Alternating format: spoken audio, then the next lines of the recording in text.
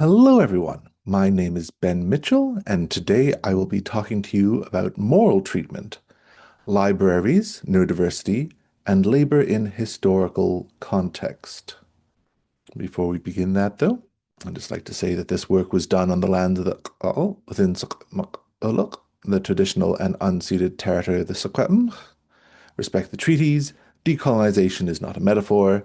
Every time I do a land acknowledgement, I put a loonie aside for the Orange Shirt Society here in Williams Lake, British Columbia, which isn't a lot in the larger scheme of things, but does force me to pay attention to every land acknowledgement that I do and allows me to keep track of them. I started doing this about 2 years ago. It's well over $100 now, and it makes me think about that. So yeah, to begin and to keep myself under control, I just wanted to provide this little outline. First, talking a little bit about libraries, neurodivergence, and labor, the ways in which there were often competing discourses around the value of reading and access to kind of popular literature and media, depending on who was doing the reading, which was very often tied in with ethnic, gendered, and class-based kind of judgments and evaluations.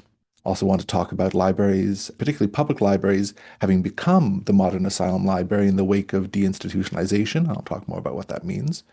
How news stories about public libraries' worth often mirror older moral treatment sentiments. I'm talking about specifically the moral treatment movement in asylums in the 19th and early 20th centuries. Then what that kind of medical modality had to do with libraries, and then kind of look at a case study of libraries and asylums in Ontario from roughly the period of 1888 to 1938. Asylum libraries were considered to be a progressive part of the moral treatment philosophy of the 19th and early 20th centuries. But they were also part of larger structures that often implicitly understood labor, independence, and workplace readiness to be the defining features of mental health, worth, and well-being. In doing so, I'd argue that they reinforced hierarchies of the worthy and unworthy convalescent and tied that worth directly to labor power, either of body or else of mind, with incurables left to drain swamps and work asylum farms and workshops, while the curables were granted the privilege of supposedly leisurely reading that was itself understood to be exercises of their capacity to perform mental labor that could be capitalized upon once they left the asylum. Understanding these trends and ideologies is important for librarians, because in the aftermath of the deinstitutionalization movement of the 1970s and 80s, with its associated spike in homeless populations across the Anglo-European world, public libraries in particular have functionally become the new asylum library. Library security guards and surveillance increasingly playing the role of the medical orderlies of the older asylum era. Now, not all insecurely housed people are mentally ill or neurodivergent, but a large portion of them are. Either they end up being homeless or unemployed because of neurodivergence and mental illness, or the experience of being homeless and unemployed contributes to them developing forms of neurodivergence or mental illness. Librarians, who are often so aware of the perils of vocational awe, still sometimes fall into this trap when it comes to articulating the benefits of libraries to homeless and unemployed people. And then I like to argue sometimes in ways that are quite similar to how asylum superintendents and other medical professionals describe the value of their own collections. Also, before we get into it, a few just kind of content notes. There will be discussions of homelessness and unemployment, ableism, misogyny, and forced labor and confinement. If these are things that are particularly upsetting to you, please feel free to come back to this talk when you want to. That's one of the wonderful things about it being recorded. You can engage with it, you can not engage with it. Just, be kind to yourself, okay? To begin, there's a lot of different ways that neurodivergence, literacy, labor, reading resources intersect. And it's also very hard to escape the class dynamics of this, right? The wealthy person gets to be an eccentric, the poor person is crazy. And there's this interesting text, The Lazy Reader, Labor, Books, and Disease in 19th Century Germany, that I have the citation there in the bottom for by Norman Anselmeyer, in which they talk about the ways in which, reading was pathologized in the 18th and 19th century, specifically for laborers and middle-class folks, and again, particularly women and youth, who was viewed as having a deleterious effect on their mental and physical healths because it distracted them from being more bent towards industrious ends. So historically, reading and access to these resources has been kind of ambivalent. Right? You also have the image, a very old image going back to Aristotle, of depression or melancholia of scholars associated with reading too much, learning too much about the world. And in German, this is called Gelehrtenkrankheit, which I think is just a fun way of saying it. You also have the inspired madness of creative artists. That's a very common old trope. And here, I guess, I just included this picture of Don Quixote, right, in his library by Gustave Doré, because it's kind of a classical articulation of a relationship between someone who reads books too often and it has a perceived to be negative effect upon their connection to reality, their overall mental health, their state of wellness. Wealthy book collectors and eccentrics are also part of this picture, but in kind of a different way. The eccentric wealthy book collector, upon which a lot of early libraries were based, aren't pathologized in the same way because it's in relationship to something they're putting out there in the world. Now, at the level of the kind of more eccentric aristocrat, there's this period known as book madness in the early 19th century. This text in particular, Bibliomania or Book Madness, a bibliographical romance, it's a parody. It's kind of poking fun at this. It wasn't just that it was a fad, though. It wasn't just that it was specifically associated with mental illness or even necessarily stigmatized, but it was described as a kind of madness, and quite frequently in this period. But also importantly, right, this isn't just, relationship to neurodivergence. This book madness was also very closely tied in with intellectual posturing, commodity speculation, and tax evasion, which is still very common in the rare books trade to this day because, you don't have inheritance tax on books. And so if they're a really expensive book, that's one way of getting around inheritance taxes to this day. Now, the relationship more broadly between neurodivergence and labor is a fraught one, right? Before the asylum kind of model, you had people who are neurodivergent or otherwise mentally ill, generally just cared to in family units, but also could end up in prisons and workhouses, right? And during the asylum period, roughly 1600s to 1800s, you have the trade in lunacy, in which, people were actually bought into madhouses that were private madhouses, public subscription asylums. And you had more governmentally funded institutions or public institutions like Bethlehem, which you might know as Bedlam. But also at this period, a lot of folks were just sent to prisons and workhouses. Then you have broadly the period of moral treatment from the 1800s to the mid 1900s, which also involved putting neurodivergent and mentally ill people to work, also prisons during that period. And then the period of deinstitutionalization, where they kind of closed down the mental hospitals, and a lot of people ended up homeless, also often in prisons and modern workhouses or the equivalent thereof. If you're interested in these concepts more broadly, I would highly recommend you check out Robert Chapman's Empire of Normality, Neurodiversity and Capitalism. Now, a text that has really influenced my thinking in these regards is Melanie Rankin and Zaretsky's 2022 article, The Modern Day Asylum, A Mad Studies-Informed Approach to Understanding Deinstitutionalization, Madness, and Chronic Homelessness. In this article, they talk about the ways in which, through processes of system cycling, surveillance, control, homelessness is the modern asylum system.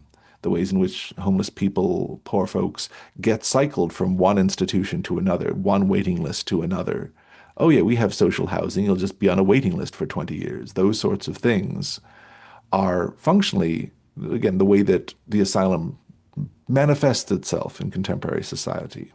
The homeless person's interaction with these institutions meant to contain them informs and punishes certain behaviors, forces a specific kind of passive interiority and sense of self, and relation to health and labor for the sake of accessing the basic needs of survival. And in this regard, the public library itself is now functionally the asylum library. And I think about this relationship between asylum libraries and labor because of this post. And I should stress, I have no ill will towards Lindy, the librarian. It just made me think about this, where Lindy in this tweet says, a patron came in this week needing to borrow a computer because they had a virtual job interview. We were able to provide a computer and internet and the space to do the interview, and they got the job. That is the power of public libraries. Hashtag library life. Now, I know we're in a conference here. Librarians talk about vocational awe, but there's lots of different ways we talk about the value of our profession, the value of our work. And particularly when it comes to public libraries, it seems that our role vis-a-vis homelessness has increasingly come to the fore of our rationales for our work as librarians. But I also want to kind of problematize this a little bit. And I should stress here, right? I'm not saying that it's bad to help people. Our systems are deeply broken and any assistance is helpful. But at the same time, it's still bailing a boat out with a teacup kind of situation. Now, as I mentioned, libraries are part of this process too, often positioning themselves relative to their ability to provide job skills to unemployed and homeless people. In doing so, they can replicate very similar and sometimes contradictory arguments made about the relationship of resources, labor, neurodivergence, and surveillance that can be seen under the older moral treatment model of asylums. And again, in this talk, I won't be focusing so much more on the contemporary discussion. I think that a lot of us have encountered that. I think that I'll focus on the historical precedents, the way in which asylum superintendents, mental health professionals, talked about the importance of library asylums and rationalized that in the larger kind of theoretical framework of their work. So what is moral treatment? This term can be a little bit misleading if you haven't encountered it before. It doesn't just mean, just treatment or ethical treatment. When it first became kind of proposed, it was associated with that. It was considered to be a very progressive movement. But moral was more meant in the sense of every treatment that wasn't physical or strictly speaking medical, not just intervening on the body. Now, Philip Pinel is often considered to be the founding figure in this moral treatment view. And we want to talk about vocational awe, right? Librarians are not the only profession that experiences this phenomenon. The medical profession is also very rife with it. And this artwork here is a dramatic depiction of Philip Pinel releasing lunatics from their chains, the great kind of emancipator.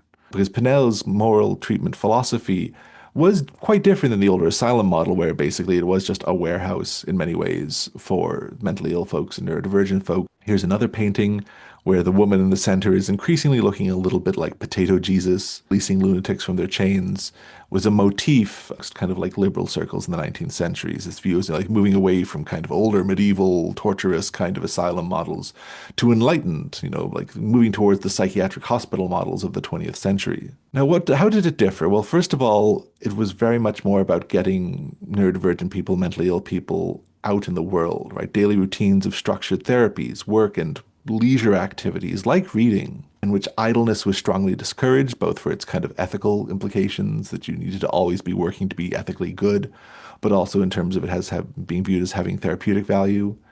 Under the moral treatment model, being in nature could be seen as a medical modality, being subjected to art and those experiences. But at the same time, the moral treatment model wasn't the only one active. Right? A lot of these hospitals that had moral treatment programs also had more physical and invasive kind of procedures. Really, with the moral treatment model, a lot of emphasis was placed on labor and work. Basically put people to work, it will fix them. Sometimes the explanation for this was lacking, but it was a different model than the asylum model, which was much more based around a kind of prison logic of just confinement and containment. And for that reason alone was considered to be very progressive. Now, this is a picture again. I mentioned I spent time as a curator on the grounds of the former Lakeshore Psychiatric Hospital in Etobicoke, just outside Toronto. It's gone by many names. One of the oldest is the Mimico Asylum. I'll use that term sometimes, but its more contemporary title was the Lakeshore Psychiatric Hospital. And again, this institution was, throughout its run, considered to be a progressive institution, but importantly, it was not free of abuse. The history of the treatment of mentally ill folks, the history of the experiences of neurodivergent people, is a profoundly ambivalent history. So much so, and I think this would give you a sense of the kind of somewhat puritanical nature of the moral treatment approach, that it was even debated whether or not inmates or patients should be allowed to use labor-saving technologies in their labor. When in this case, they often had them farming, doing agricultural work, right? This picture here, patients are gathering potatoes on the farm at the Lakeshore Psychiatric Hospital circa the 1930s. They viewed, well, should we be giving our patients labor-saving technologies because it's the hard work that's supposedly going to be therapeutic for them? Now, ultimately, in the case of this site, it was, you can see they were using machines here. But the fact that that was a discussion under the moral treatment approach, I think, gives us a sense of the more broadly kind of Protestant worth ethic orientation of a lot of this theory. Now, the Lakeshore Psychiatric Hospital itself was closed in 1979 under the pretense of fire safety, which is part of a much larger movement of deinstitutionalization across the, Anglo-European world. In this period, a lot of politicians talked about how inhumane psychiatric hospitals were, that, people need to be treated in their communities, integrated into their communities. This is a social good. We'll provide funding for like, community-based programming, which sounds nice on the face of it. The thing is, once a lot of these institutions closed, that funding didn't materialize. Basically, they just kicked a lot of people out because it was considered to be too expensive for the state to support people. And these models of asylums and psychiatric hospitals before this period, you have to understand, these weren't just day clinics. In a lot of cases, people could end up in one of them when they were a teenager and spend their entire lives in these institutions. That site became ultimately Humber College's southern campus. And when I was working there, I would sometimes have encounters with staff who had been there closer to the opening of the campus, where they would talk about occasionally former patients of the Lakeshore Psychiatric Hospital would just come in, sit down, and just not leave, being like, well, this is my home. I lived here. I live here. And these people I spoke to would talk about how sad that was before talking about how they still contacted security because you couldn't have them around the students. I feel like there's a lot to unpack with that I don't have the capacity to, but that still sticks with me as someone who spent time working at the site of this former hospital. And again, its relationship to education, right? Now that that former hospital site is now an active college, these legacies, these institutional legacies are connected.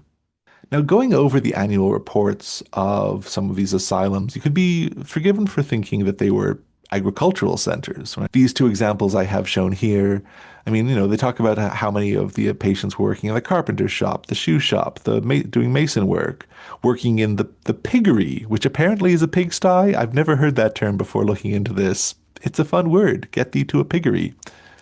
But also, the very based emphasis on just how many produce they were producing. See on the right-hand side of the image, asparagus, artichokes, beets, grapes, all sorts of things. And now on the one hand, this was seen to be, again, therapeutic for patients. On the other hand, this was run like a business. They were talking about the value of their produce, how many bunches, the rate of return that they were getting. Rationale, of course, was that this was helping to fund the asylums functioning on a daily basis. But these patients themselves weren't actually, paid for this labor. Now, and it's tricky, right? On the one hand, this relationship to it, you don't want, if you're forcing people to be in a place, leaving them nothing to do is probably overall ill. At the same time, this is forced labor for many folks. And this was a long history of the moral treatment approach. In some ways, because of this, moral treatment was not without its critics. Here I'm just going to quote a little bit from a passage by John Thomas Percival. Percival was what we would call kind of a mental health activist in the 19th century. He had experience of the asylum systems as an inmate or a patient, and having got out of that, he wrote several prominent books detailing his experiences and would write letters and petitions about the treatment of, what he would call alleged lunatics within these systems. And so he writes in this one instance, the glory of the old system, i.e. the older asylum model, was coercion by violence. The glory of the modern system, i.e. the moral treatment model, is repression by mildness and coaxing and by solitary confinement. But repression is the word, and it is to be obtained by any means. One thing to keep in mind, the way that institutions talk about themselves is not always the way that institutions actually function, right? The theory and the practice, or the praxis, do not always align. Percival actually then later on went to be one of the founding members of the Alleged Lunatics Friends Society in England. 1840s to 1860s were roughly its time to protest wrongful confinement and asylum abuses. They also petitioned for changes to the laws protecting lunatics and for inspections and standards of conduct for asylums and psychiatric hospitals. Their most notable kind of successes was to have more laws protecting people and more standards for Bethlehem Hospital, or again, what has come to be known as Bedlam. So what did this moral treatment philosophy and approach have to do with reading in asylum libraries? Well, it was part of the moral labor, moral leisure ideology. You can see several prominent proponents of this relationship between asylum libraries and moral treatment. In the UK, at a Quaker institution, the Tuke family were very well known for advocating for the importance of asylum libraries as a therapeutic modality. In America, you had Benjamin Rush and most prominently John Vincent Galt II, or just John Galt. Canada, too, had its representatives of this movement. Joseph Workman, who was the superintendent of the Toronto Provincial Asylum, was also quite interested in ensuring that patients had, quote, you know, moral literature with which to engage their minds. In this regard, these moral treatment thinkers were very interested in the ways in which, reading material was a kind of therapeutic modality, right? He says that as great care should be exercised in the procuration of such as we would employ in purchasing an additional medicament to meet some rare physiological symptom. It was a medical intervention. And interestingly, like Galt in this regard says that it's best to provide patients with reading materials that already correspond to their existing interests. That wasn't always the primary medical modality of these texts in this moral treatment movement. Samuel Tuke, for instance, one of the Tukes that I previously mentioned in the UK, specifically discouraged patients from reading, quote, works of imagination, which are to be avoided for what he says is obvious reasons, i.e., he just wants to keep people grounded in this world. That in fact, even the reading of patients should be conceived of as kind of labor and learning for the purposes of industry. As he writes, the various branches of the mathematics and natural science furnish the most useful class of subjects on which to employ the mind of the insane, and they should, as much as possible, be induced to pursue one subject steadily. Any branch of knowledge with which the patient has been previously acquainted may be resumed with greater ease, and his disposition to pursue it will be encouraged by the competency which he is able to exhibit. Another figure was Benjamin Rush, and some of his writings are a little bit more polyvocal. Right? On the one hand, he says that reading kind of reviews and kind of shorter texts, the movement of the mind rapidly from one topic to the next, actually had a deleterious or a negative effect on one's mental health. At the same time, he recommended lighter fare in a lot of instances. But also, at the same time, he emphasized the importance of having patients study and develop skills, mathematics, translations of classic literature, memorization exercises. So it was, again, presented as a sign of the medical professionals' expertise that they knew which situation required what kind of, shall we call it, literary intervention, and that one literary intervention could exacerbate a patient's state of mental health rather than improve it, depending on the needs of that individual patient. It was another opportunity for medical professionals to not just exhibit their kind of medical wisdom, but also to show how it relates to their broader kind of cultured status as, more elite practitioners within society. At the same time, not everyone got treated the same under this model. This particular anonymous article in the American Journal of Psychiatry really kind of emphasizes the ways in which the benefits of moral treatment weren't distributed to everyone equally. The author acknowledges what I was previously talked about. It is true that in many institutions for the insane, a vast amount of labor is performed by patients, but the principal part of this is done by those who belong to the incurable class. And to these, who constitute the majority in most establishments, manual labor is highly useful and sometimes necessary for the preservation of health and what mind is still possessed. But the curable class are more benefited by regular and rational employment of the mind, by pursuits that engage the attention and tend to the enlargement and improvement of mental and moral powers. For this purpose, asylums should be well supplied with books, maps, and apparatus illustrative of different sciences, and also collections of natural history. So there were two classes of patients within these institutions often, and that influenced their access to these kinds of resources, to asylum libraries and book collections, magazines, periodicals, what have you. And I'm very much put in the mind of the ways in which Henry Ford talked about the logic of the assembly line. Ford himself would write that, that kind of repetitive piecework would drive him, a cultured man, absolutely mad. Quite telling choice of language.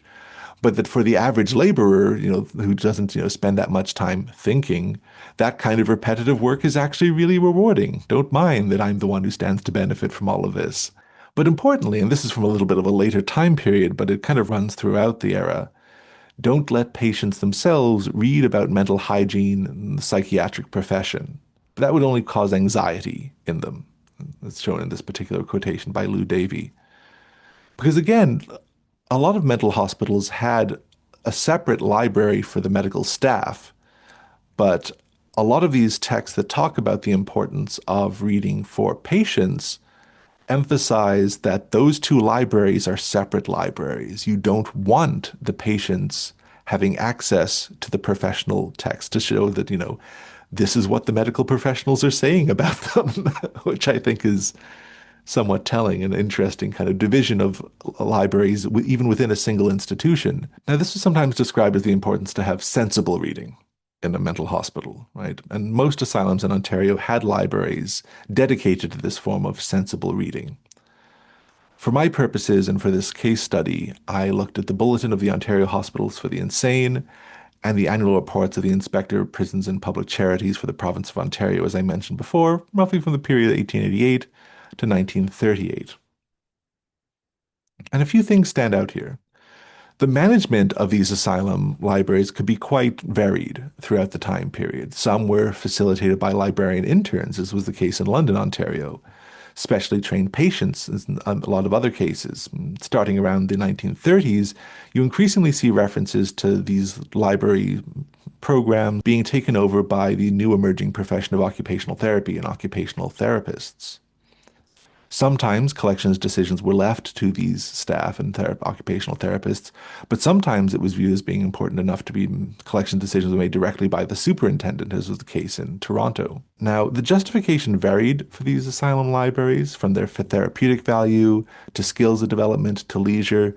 But as we'll see, in many cases, the rationalization, or at least the stated rationalization for them, was still leisure for the sake of ensuring that the patients could still work. And in these kind of records, a lot of different asylums throughout Ontario are mentioned: Brockville, Cobourg, Hamilton, Kingston, London, Orillia, Penetanguishene. I hope I said that right. Toronto. But I want to focus on two in particular. One of which is Mimico, with the Lakeshore Psychiatric Hospital. Naturally, that's where I spent a bit of time myself. And this very telling section by the assistant superintendent at the time, Dr. A.J. Rowlands, from 1915. Rowlands once again repeats this very common moral treatment, a kind of ideology that the only way people can get well is by putting them to work. He says practically none of the non-workers ever recover.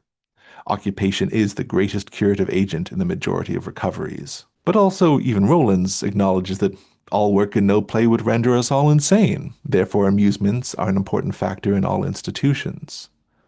And in this regard, he talks about the importance of daily papers, magazines, library books, reading and writing. But I think it's quite telling that even shortly after this passage, he goes on to talk about that it's still in the service of patient labor. He repeats the very common moral treatment approach, saying, we've moved from the bad days where patients were prisoners and inmates to now the patients being called patients. Today there are no padded rooms, and no patient is confined to his bedroom unless for very brief periods, being hours rather than days, and then only for his or her own safety. Trusty patients go to the city or drive teams of horses miles from the farms alone.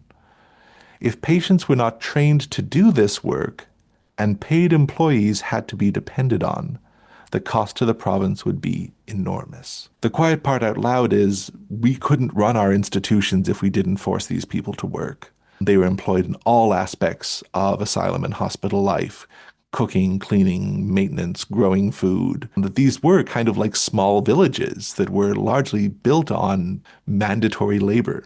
Now, but at the same time, the kind of VIP of these records is probably Whitby, the sometimes called just the Ontario Hospital or the Whitby Hospital. Within these reports, you can tell that the superintendent in particular was very dedicated to the idea of the importance of hospital libraries, asylum libraries for patients, and their therapeutic effects. Stevenson gives a very active account of their library in the reports, including circulation numbers that are separated according to patients and staff. Talks about the funding models, how they're actually funded in this period by the sales from the canteen.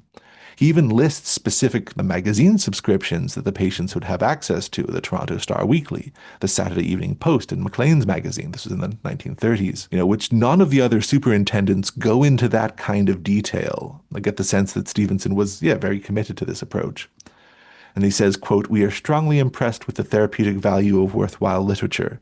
The reading room with current magazines and newspapers is open every day, and certain weekly journals are supplied to each ward. Now, just cycling back, how were these different superintendents and mental health theorists talking about and justifying the presence of asylum libraries? Well, some of this stuff will be very familiar to people who studied information-seeking behaviors, right? Pleasure. And how do you know that the therapeutics have worked? Well, when the person can leave the asylum and go out and get a job. Again, it's all oriented around labor. Sometimes the purpose of these asylums are to kind of like is to view a form of harm control in terms of controlling curation of the actually like what kind of media patients are having access to. And this will come as no surprise to people who've done histories of public libraries, particularly in America, right? The Carnegie Foundation, in part, wasn't funding libraries just for the greater good of humanity, but by a sense of that if they could ensure that they supplied what kind of resources and materials the poors would have access to, they'd be less likely to encounter, radical working class publications and get ideas in their head about forming unions and what have you. But also the primary rationale that gets repeated again and again and again in some of these records is it is still an extension of labor, right? Either in the service of therapeutics or in the service of actually making money for the institution. And that brings us to some concluding thoughts. Public libraries are one of the systems that neurodivergent and homeless peoples are cycled through in this mad studies model of the modern asylum that I discussed at the start of the talk. And like it or not then, they're already part of the modern asylum system. This is telling because many of the ways that modern libraries argue for their value in relation to homelessness, unemployment, mental illness, and neurodivergence often mirror older rationales for asylum libraries. The focus on workplace readiness skills, the focus on leisure, but leisure in the service of workplace and labor kind of practices.